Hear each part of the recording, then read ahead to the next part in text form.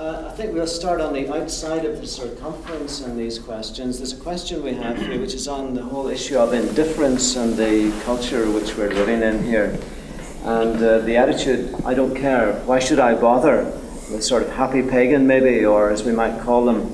And what sort of line would you suggest we might approach when we're trying to engage with such a person as that? And what maybe your own experiences of meeting people like that, what can you say? So, do you want to start us there, Stefan? I would be really happy if I could give you the key how to turn an indifferent person into a truth seeker. So it's a major obstacle that our culture is numb to so many important issues, and so many people are just distracted by all the things going on. I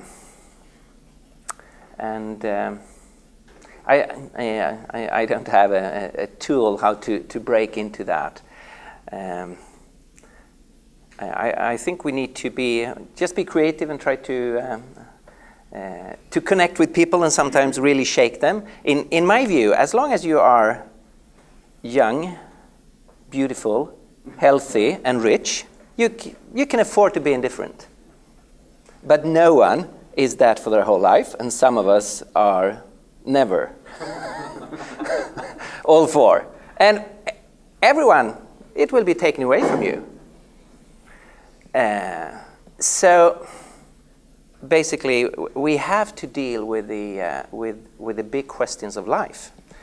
And as a Christian, I'm convinced that from the inside, I have a friend in terms of the person who is on the surface indifferent, is created in the image of God, is separated from God, and at some level there are problems related to that person's life that only the gospel can address. But then we have this problem of how can we reach to that level and break through the indifference. I think sometimes that indifference is more apparent or more sort of defense mechanism in the face of having come to the conclusion that although someone wants more out of life than secular culture tells them it can give them, they have to come to some sort of settlement themselves with that existential angst, as it were. And I once wrote a whole book because a drunk student at a party came up to me and had heard that I was a Christian in the philosophy course there, and said, "Oh, you're that Christian guy, aren't you, that does philosophy? I wish I could believe in God. It would give my life a sense of meaning." Now, because she was drunk and it was a party and so on, I couldn't really capitalize upon that opening, which somewhat frustrated me to the point that I then went away and wrote a book directed precisely at the person who thinks, I wish I could believe in God. I realize that people who believe in God do get a sense of meaning and purpose and value and so on out of life. And that would be great, wouldn't it? But, of course, I realize I can't do that with intellectual integrity, because you have to throw your brain out the door to believe that kind of stuff. Science has shown, that we're just here by accident. Science has shown that there's no God, etc. So those longings, as Stefan was saying, of the heart for God, Augustine's, our hearts are restless until they rest in Thee, O Lord, are there, but they are suppressed by the message of secular culture. So if you can engage with those issues, and I think it's easy to show that ultimately the choice is between God or nihilism, and that therefore what one thinks about God makes a huge difference to how one views one's life. And I think a lot of people get that. They're there, but they're trying to just sort of settle with and deal with what they think is the fact that they have to settle for less than their heart really desires. Okay. Any thoughts? Yeah. I think this is an especially challenging group, the indifferent people, because usually they won't show up at debates, and they won't read the books because they don't care. They're indifferent, right? That's what happens. So it's especially challenging to reach these people. So I'd like to say two things about them. So I think two things we would need to do. First, I think lots of these people are fairly young. I mean, older generations, they might be more aggressively anti-religion, whereas the younger people, like my students, for instance, they have no experience with the church or with religious believers, or hardly any. So they're indifferent partly because they have no idea what it would look like to live a Christian life, for instance. They're just not familiar with it.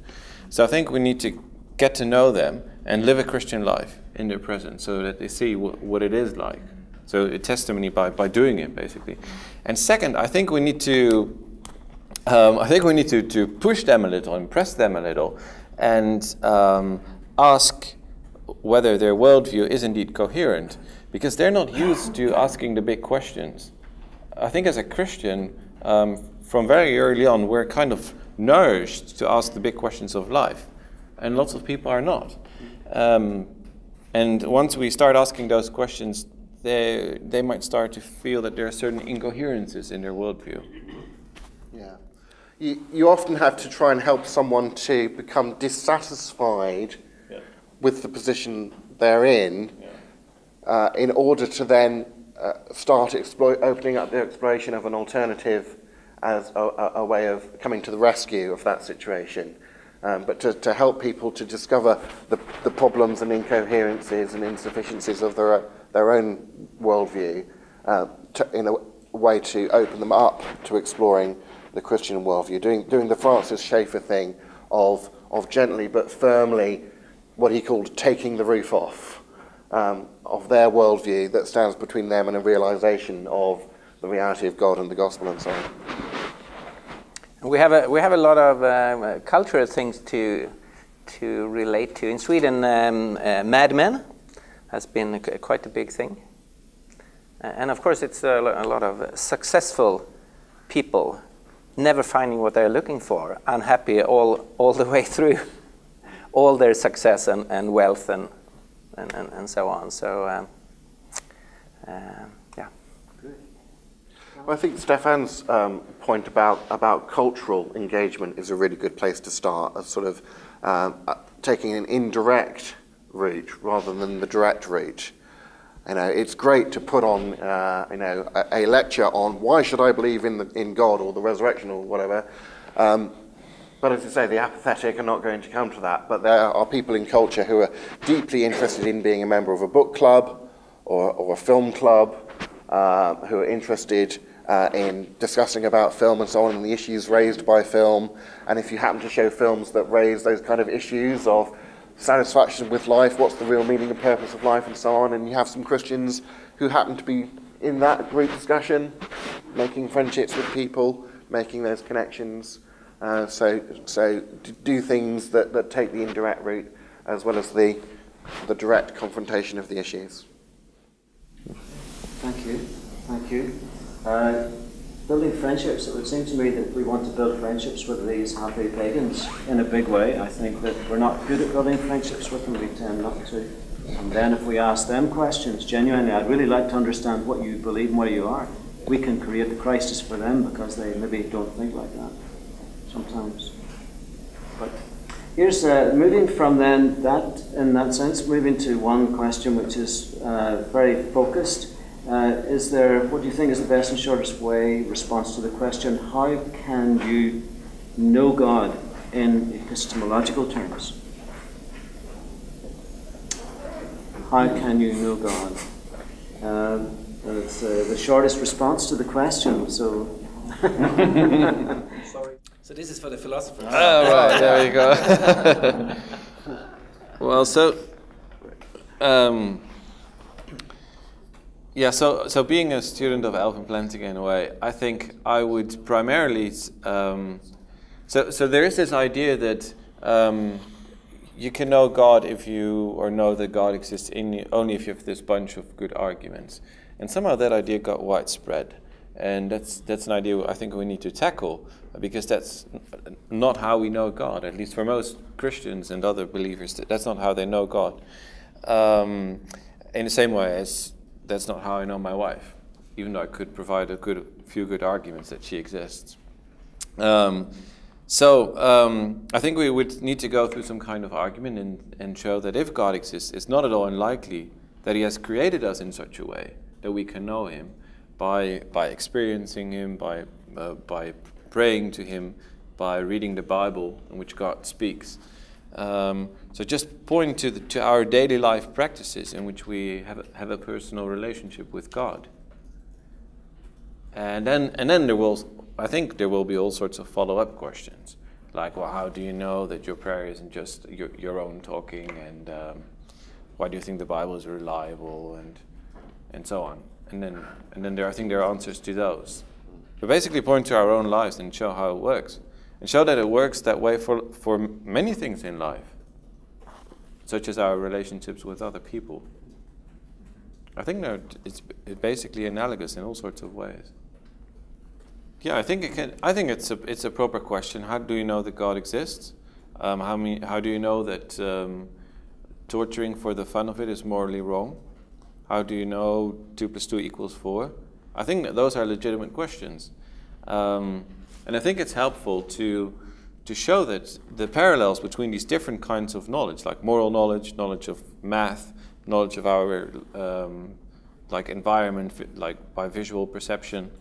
And I think that's been the main move if you read philosophy like Plantinga or William Alston, they just show that belief in God, if God exists, would function very much the same way as belief in other things, usually not based on argument.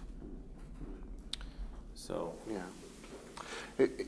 If you want to take an approach that's a little bit closer to the sort of standard argument from religious experience, but I think goes to sort of back up what Rick was saying as well. J.P. Moreland, I think in his book Scaling the Secular City, has a good chapter on religious experience arguments, and they're taking the route of showing the strong analogies between religious experience, numinous experience, of mystical experience of God, whatever you call it, and sense perception experience, like seeing or hearing the world. And he mounts an argument from that close analogy and the lack of any significant disanalogy between the two. But again, it's a way of in various categories being able to go through with some of the detail of the way in which an experiential relationship with God is closely analogous to trusting your sense experience to tell you about the world. And that sort of, I think, reinforces the point that you don't really have to mount the argument, in a sense, once you've shown, well, it's very closely parallel to your sensory perception, and you trust that, don't you? You know, and that's probably sufficient. The difference, though, can, to play the devil's advocate, can be that everyone you talk with have experiences of sense perception, and everyone you talk with have experiences of moral insights. So you never meet anyone who has never made had a moral emotion or made a moral statement. But you will be meeting people who are saying, I've not had an experience of God. I do not have had a religious experience. So there is also some distance and I think it's important to dialogue with a person here to know exactly what are they going after. Are they asking, can I have this sort of experience? Can I connect to God?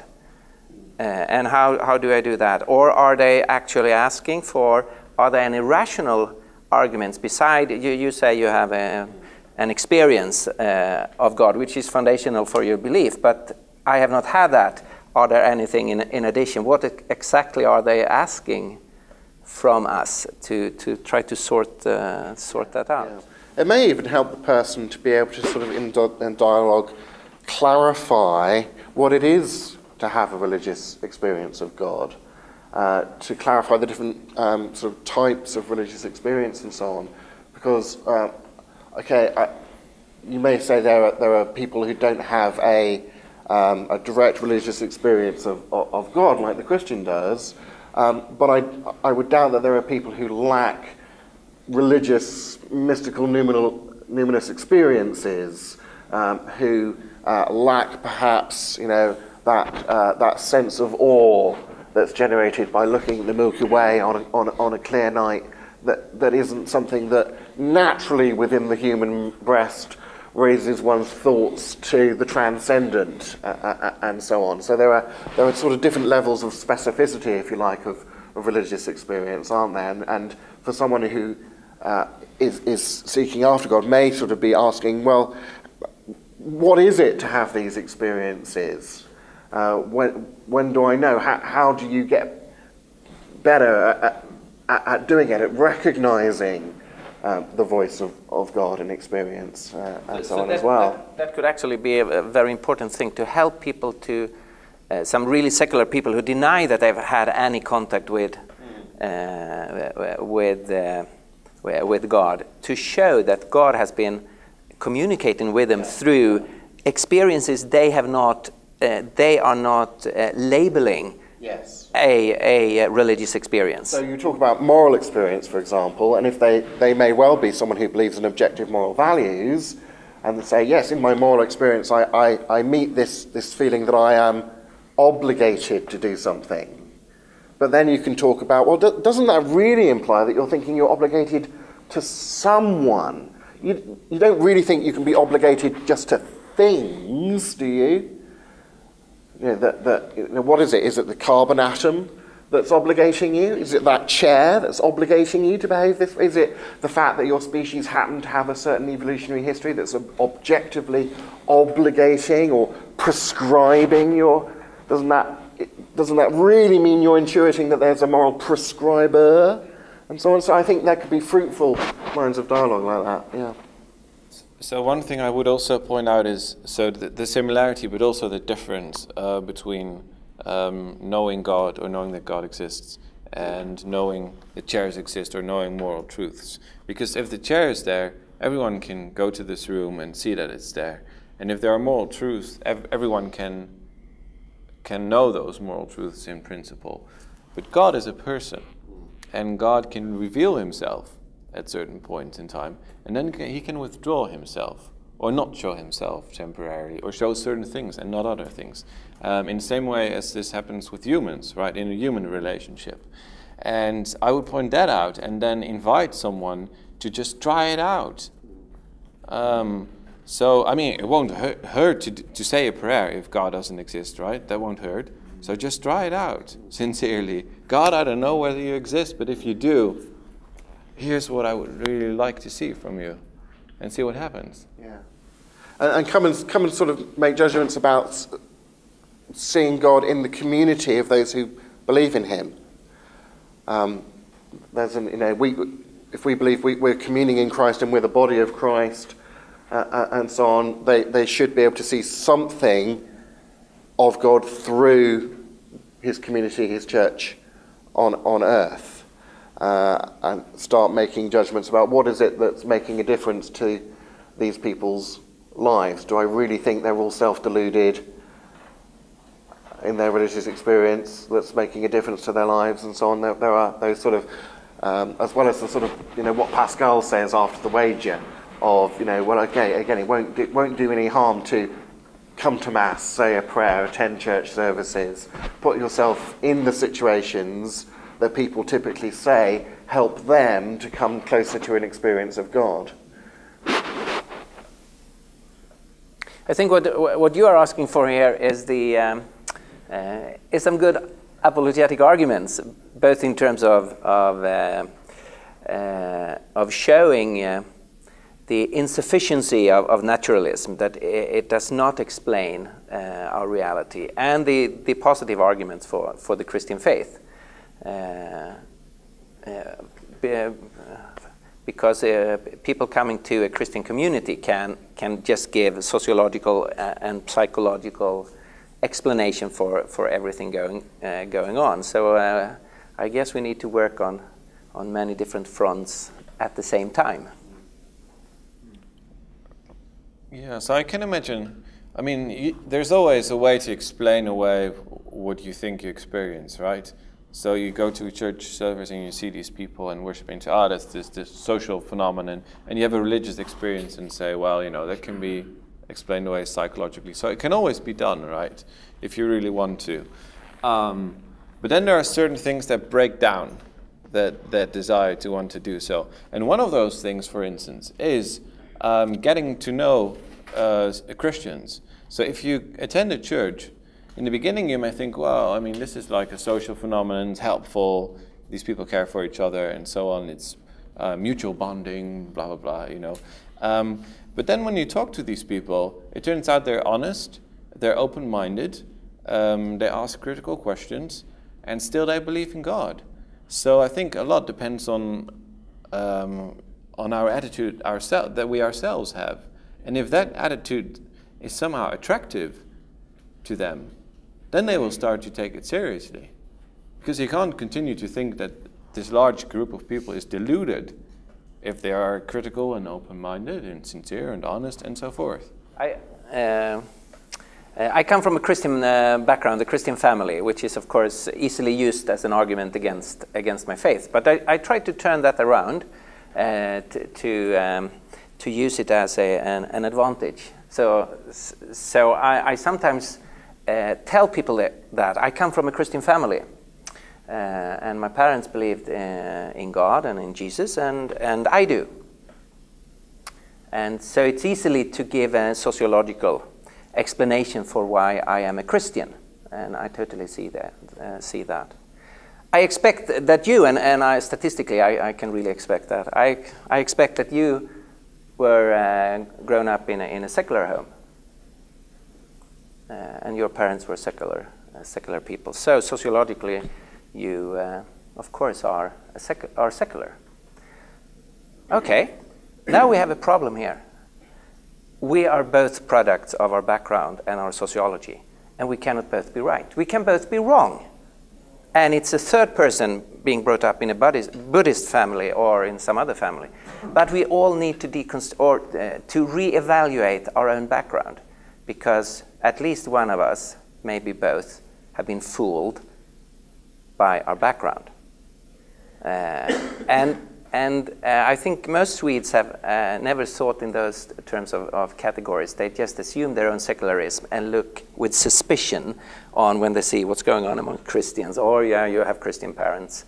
But I think that can be used in a positive way to shake people up. You need to rethink your own background. And every mature adult needs to do that.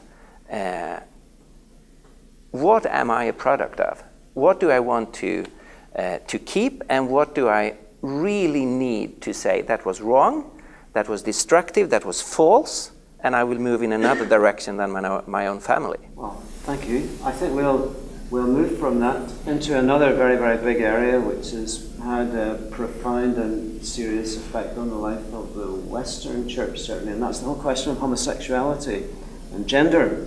There's a number of questions that sort of sit around that, and so it'd be a good opportunity for us to discuss that one. Maybe we could begin with this question on trying to find a theology of equality,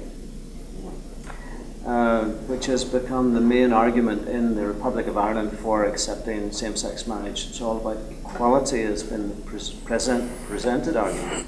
So maybe you'd like to, what are your thoughts about that?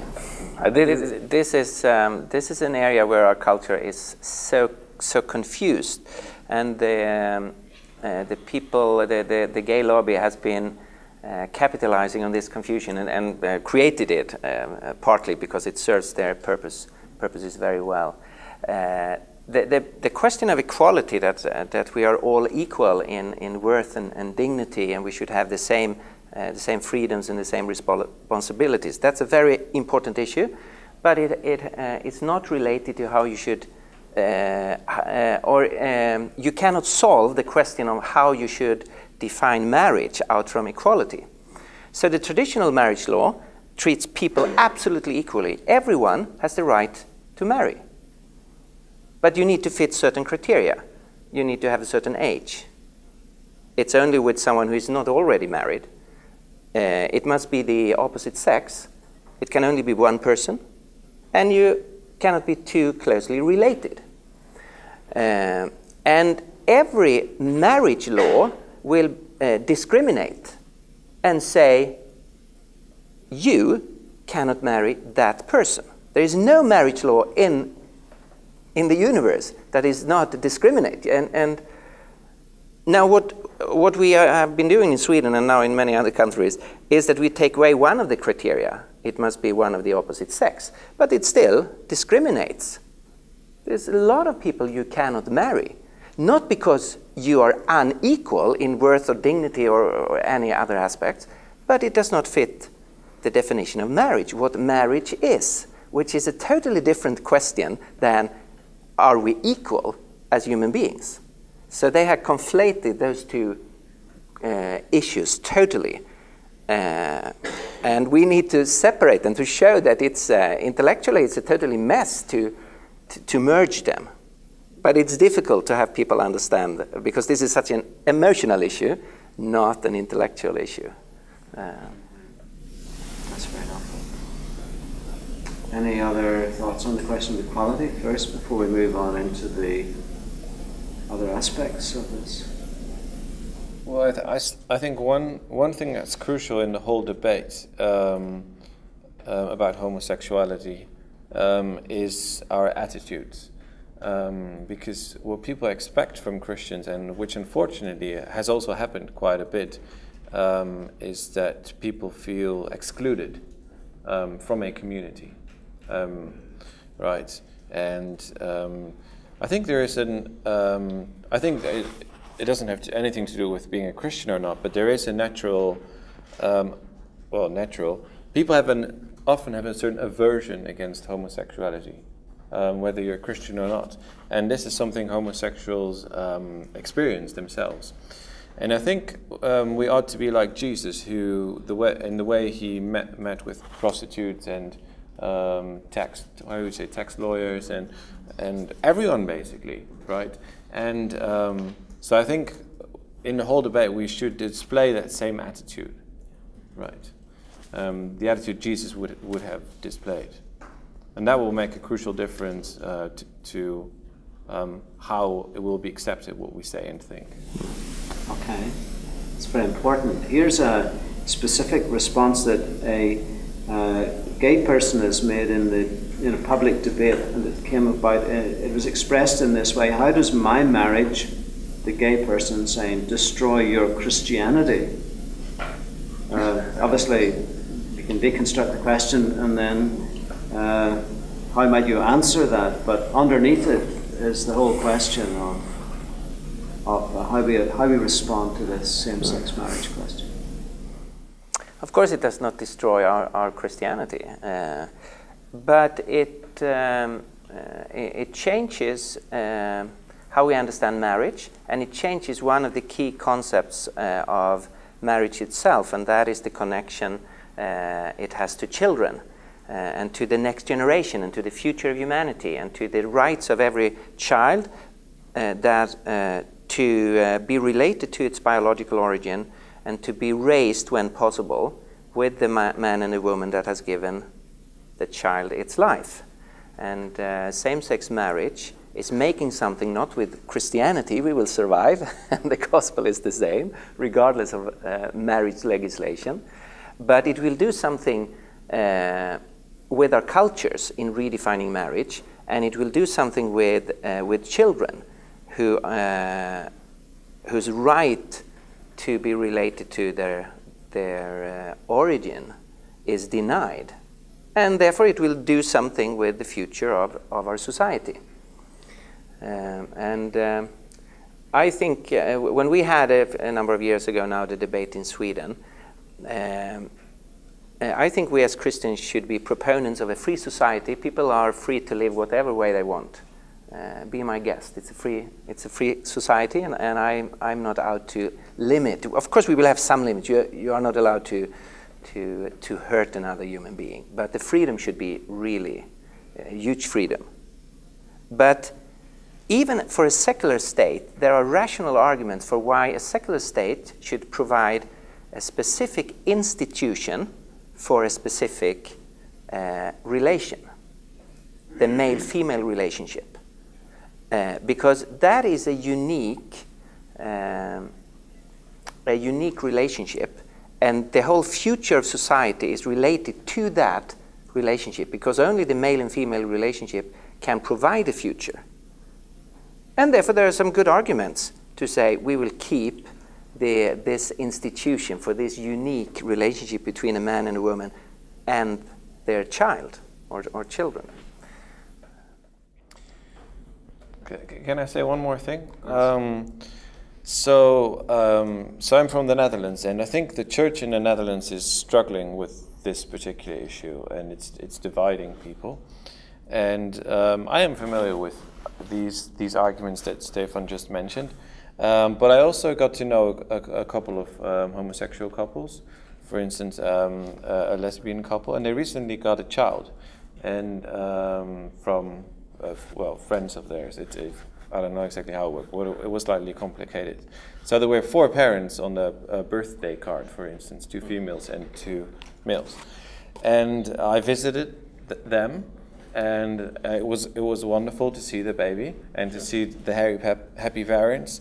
And I'm sure that they will do their utmost best to be good parents. So sometimes certain ideas and certain experiences conflict with each other. And I think it's fair in apologetics to say that there are certain things that we are struggling with, for instance, because experiences and ideas conflict with each other. And this is something I see in the church in the Netherlands and also in my own life. Yeah.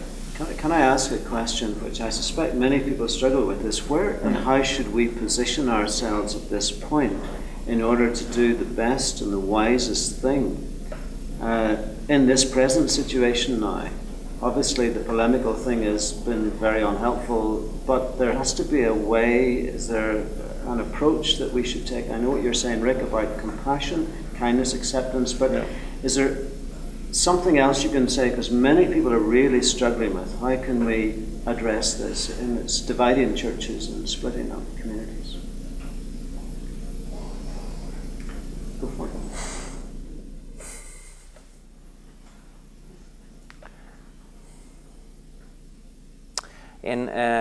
If I think of the situation in Sweden, I would say we have lost the cultural battle, and a number of questions will not be big issues in our culture because the culture have made a choice and are now continuing along that road. And in one sense, one have to accept that. Okay, and this is now the kind of culture we are living within. And for the moment, there is no. It's not very meaningful to fight every issue there. The 2 things we are focusing on in Sweden is firstly to help the Christians to maintain the Christian belief.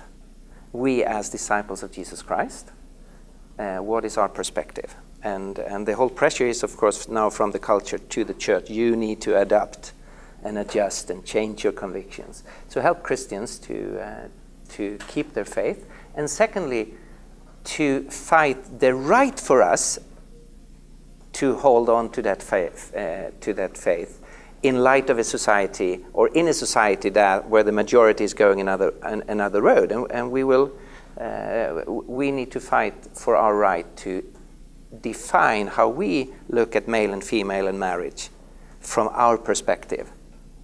Giving freedom to others to live life as they want, but maintain our freedom. And we all know, I think, that there are pressures trying to limiting our freedom. So that's the 2 areas where we are focusing in Sweden. We want secular people to say, we don't like your view, but it's still legitimate in a pluralistic society to have that view. And our goal is to have leading voices in Sweden affirming our legitimate right to have our own opinion in this, on these issues. And can we can we reach that goal, we have reached something very valuable. If I can add one thing. So I think what I've encountered sometimes is that such issues as homosexuality become the focus of the discussion between a Christian and a non-Christian. So you meet someone and he or she finds out you're a Christian, and then they say, "Oh, and how do you think about homosexuality and the Crusades?" I think so. There's this, stereotypical idea of, to me, to be a Christian is to be against homosexuality and to have this background with crusades and burning witches and so on. So I think we need to sometimes divert the discussion and get back to the core of what it is to be a Christian, right? And the core of my being a Christian is not my view on homosexuality, even though I do have certain views on it. The core of my being a Christian is my relation to Jesus Christ and how that transforms me in the way I see the world. And I'm happy to talk about homosexuality, but let's talk about first things first. May I add one thing which I think we are often, we have difficulties to see. You mentioned those two couples and all the good things you can see there and affirm. And I think we have difficulties in seeing here is a lot of love and commitment and joy, and then how can we then say there is something wrong? And I think it's really important for us to see that of course we should affirm all that is good in a situation. But that automatically, the conclusion from that is not to say then everything within that relationship is good. So, just some stupid examples here. Two young students or two young people meet in the nightlife of Stockholm and had a one-night stand, but it's really, really good sex. Okay, must they deny that they had a really powerful sexual experience? No, not at all. But it was ethically wrong. But I do not need to deny every aspect of what was going on there. Or a man leaves his wife and family and is married to another woman. And he would say, this relationship is so much more, so much better in terms of communication, in understanding, and a lot of aspects. Do I need to deny that? No. But it does not justify the whole action. So I think as a Christian, of course one can affirm a lot of things. We are not saying certain people are not able to love on the same level as another group of people. Of course they can. Or show taking care of a child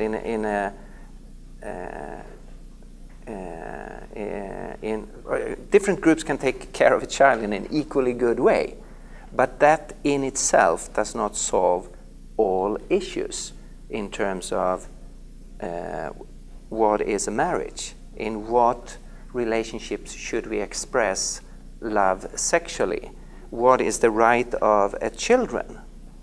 So there are more issues to be discussed, but I often meet people saying, I cannot have the traditional view on homosexuality because I have those two friends and their love is so beautiful. Well, it's interesting, yesterday Peter J. Williams in our session pointed out about the use of the word marriage being very infrequent in the Bible, and that perhaps this is one of those areas where he was talking about the vocabulary that we use being important things, where we need to be creative as a Christian community to actually come up with new ways of describing what we're talking about.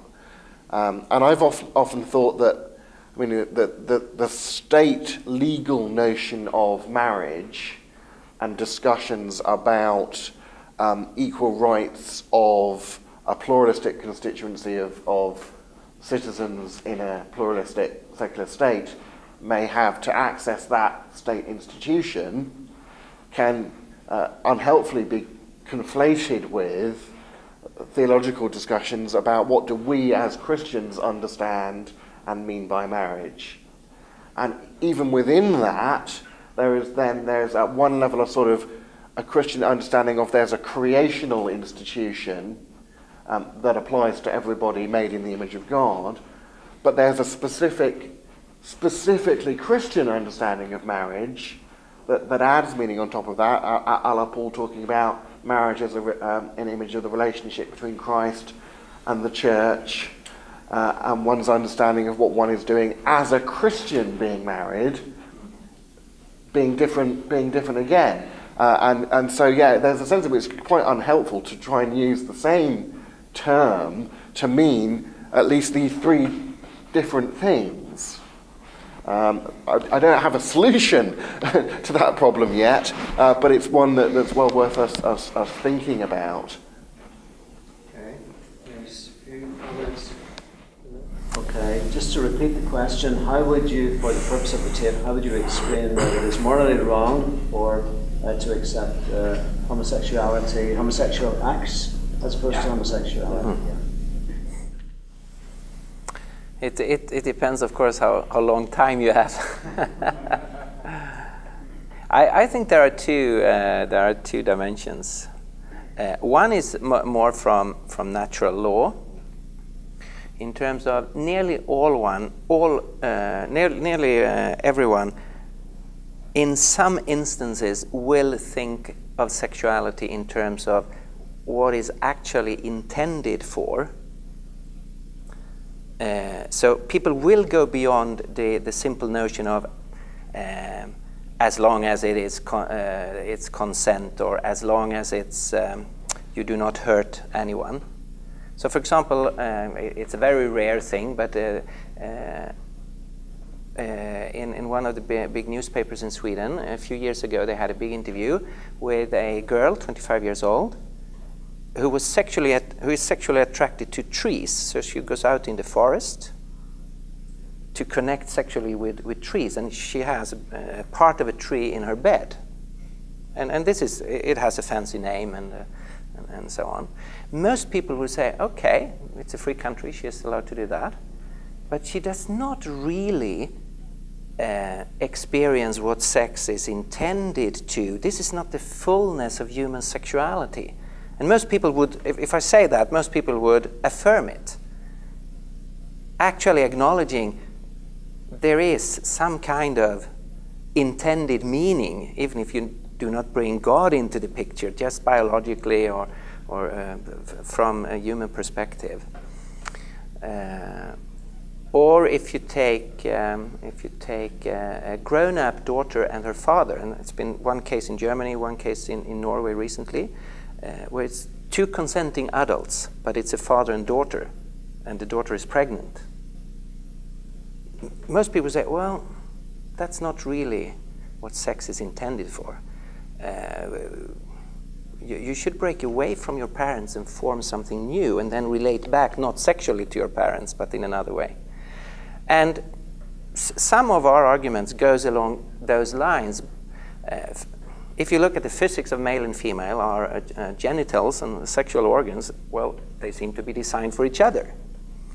And we cannot be sexually united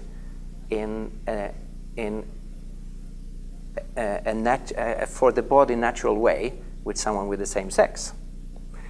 Biologically, the meaning of sex is procreation. And an evolutionist would agree with that. An atheistic evolutionist would say, well, the intended meaning biologically is, of course, procreation. Psychologically, in all other areas of life, we affirm complementarity. Male and female in our parliament, male and female on the boards, male and female. It brings something added when we have both male and female.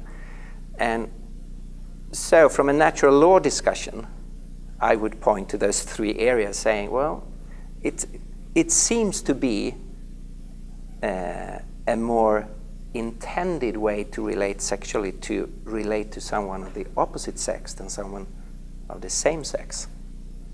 And then, of course, as a Christian, I need to then relate to my whole belief in God and the biblical texts. Okay, for the purpose of the recording, what happens if two gay people want to become members of my church? You're in a relationship. How do we relate when they start attending the church? But then if they want to become members, I mean, I know, but I don't know who's interested in here. Okay, the practicalities in a local church.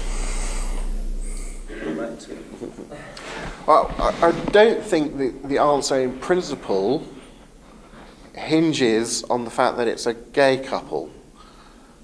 What if it were an unmarried male and female who started attending your church and then wanted to become members? So it's not a sort of Christians picking on gay people kind of issue. It's a Christian understanding of the nature of relationships and of God's revelation of what He, again, and specifically thinking about Christian marriage, what He specifically wants us to do with it. And if people are genuinely wanting to become members of the church, and I would include within that the idea that that means they want to be Christian, want to follow Christ, so on, then I think in a sense the answer to that question ought to be apparent to them as much as it seems to be apparent to me. So I would want the conversation with them of, well, what do they think Jesus would be saying about this?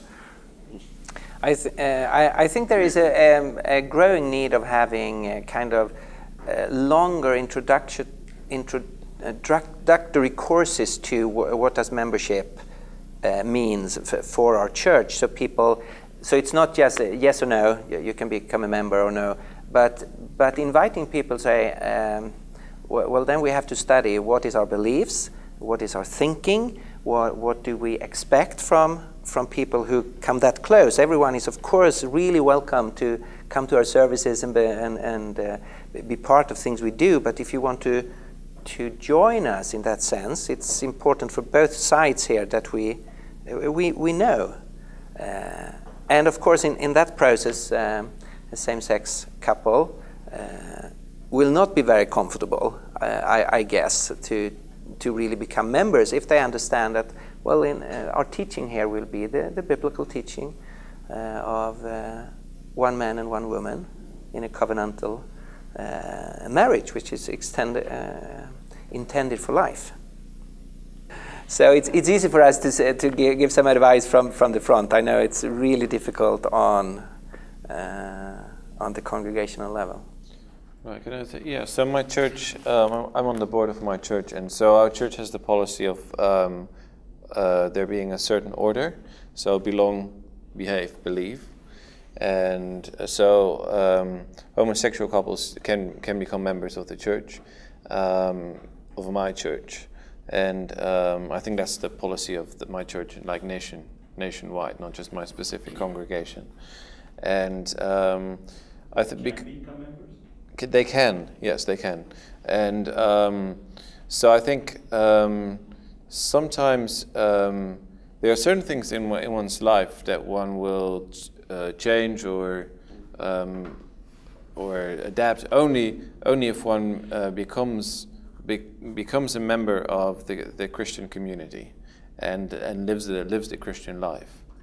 I mean that's the kind of order, the kind of policy we have.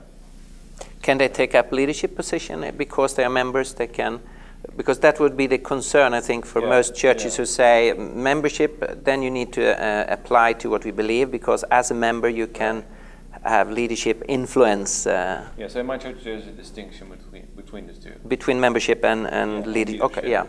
Okay. Well, thank you. Thank you, everybody, for your contributions. Thank you to Stefan and Rick and Peter. I show your appreciation to them as we do.